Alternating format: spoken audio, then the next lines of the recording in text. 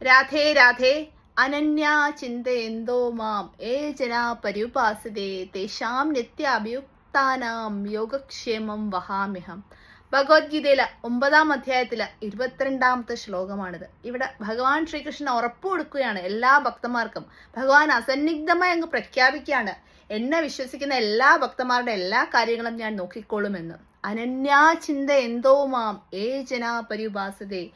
ഏതൊരുവനാണോ മറ്റു യാതൊരു ചിന്തയും കൂടാതെ മറ്റൊന്നിലും ശ്രദ്ധ പോവാതെ എന്നെ മാത്രം വിശ്വസിച്ച് എന്നെ മാത്രം പ്രാർത്ഥിച്ച് എൻ്റെ കാര്യങ്ങൾ മാത്രം ചിന്തിച്ച് കഴിയുന്നത്, തേഷാം നിത്യ അഭിയുക്താനാം യോഗക്ഷേമം വഹാമ്യഹം. ആ ഒരുവന്റെ എല്ലാ കാര്യങ്ങളും അവന്റെ എല്ലാ ആവശ്യങ്ങളും ഞാൻ ചെയ്തു കൊടുക്കുന്നു. എന്നെ വിശ്വസിച്ചാൽ മാത്രം മതി. അവന്റെ എല്ലാ കാര്യങ്ങളും അവന്റെ യോഗങ്ങളും ക്ഷേമങ്ങളും ഞാനങ്ങ് ഏറ്റെടുത്തിരിക്കുകയാണെന്ന് ഭഗവാൻ അസന്നിഗ്ധമായി പ്രഖ്യാപിക്കുകയാണ് ചെയ്യുന്നത്.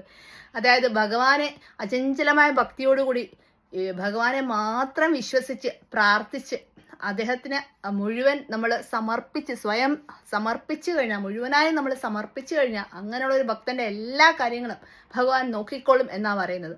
അപ്പൊ ഈ ശ്ലോകത്തിന്റെ അവസാനത്തെ വരിയുണ്ടല്ലോ, യോഗക്ഷേമം വഹാമിഹം, ആ ഒരു വരിയാണ് LIC പോലും അവരുടെ ടാഗ് ലൈൻ ആയിട്ട് ഉപയോഗിക്കുന്നത്. യോഗക്ഷേമം വഹാമിഹം. ആ LIC പോളിസി എടുക്കുന്നവരുടെ യോഗങ്ങളും ക്ഷേമങ്ങളും അവർ നോക്കിക്കൊള്ളും എന്ന് ഭഗവത്ഗീതയിലെ ഈ 9-ാം അധ്യായത്തിലെ 22-ാമത്തെ ശ്ലോകത്തിലെ അവസാനത്തെ വരിയാണ് LIC ടാഗ് ലൈനായിട്ട് യോഗക്ഷേമം വഹാമ്യഹം എന്ന് പറഞ്ഞിരിക്കുന്നത്. അപ്പോൾ ഭഗവാനിൽ അചഞ്ചല ഭക്തിയോടുകൂടി അദ്ദേഹത്തിനെ വിശ്വസിച്ച് സ്വയം സമർപ്പിച്ച് മറ്റൊന്നിലും ശ്രദ്ധ കൊടുക്കാതെ അദ്ദേഹത്തിനെ മാത്രം വിശ്വസിച്ച് കഴിഞ്ഞാൽ അങ്ങനെ ഒരു ഭക്തന്റെ എല്ലാ കാര്യങ്ങളും യോഗങ്ങളും ക്ഷേമങ്ങളും എല്ലാം ഭഗവാൻ നോക്കിക്കോളും എന്ന് അസന്നിഗ്ധമായി ഭഗവാൻ ഉറപ്പു കൊടുക്കുന്ന ശ്ലോകമാണിത്.